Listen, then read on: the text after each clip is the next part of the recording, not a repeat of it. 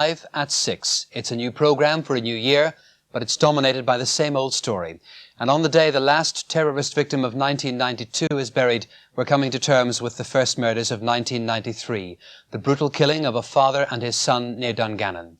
The murders have been condemned by the Secretary of State.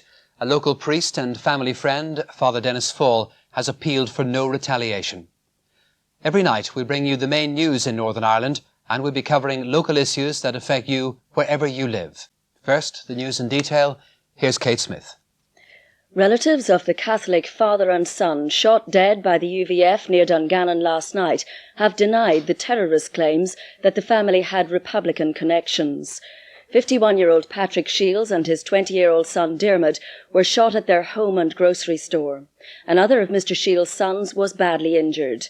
Father Dennis Fall has claimed the security forces know who the killers are. With 1993 still less than 72 hours old, the loyalist paramilitaries signalled their intention to make the new year just like the old one, continuing the upsurge and slaughter that had marked 1992. The first terrorist victims of the new year were a Catholic father and his son, murdered at their remote home and grocery store at Lisnaglear, outside Dungannon.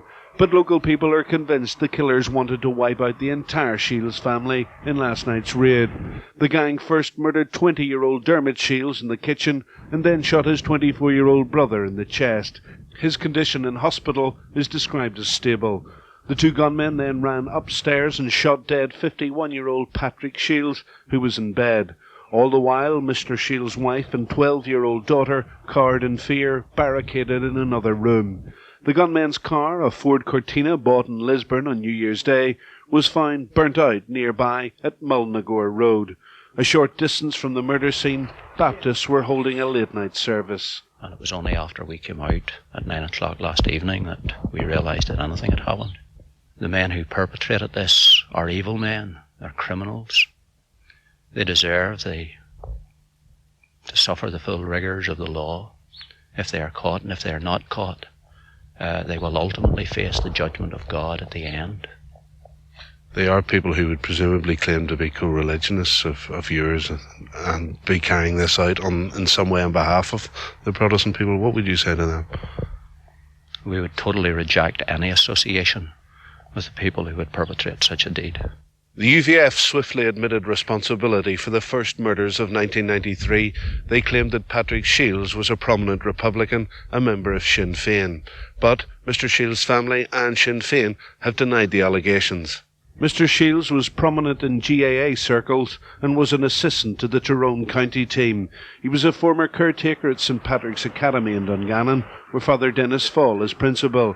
He says the security forces know the identities of the killers. I think the security forces are vigilant, and they do know who's doing these murders. It's generally assumed that it's a Portadown gang, but they must have some local assistance to show them where to go.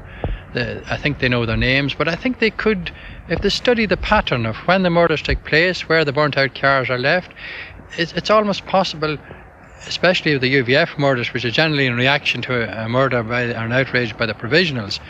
You can almost tell where the next one is going to come.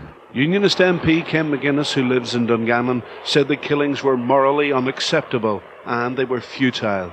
I'm concerned that after 20 years, neither side has learned that the people of Northern Ireland will not lie down in the face of bomb and bullet. They are determined not to concede to those who bring violence, and it almost seems as though those who do carry out the violence want to kill now purely for the sake of killing.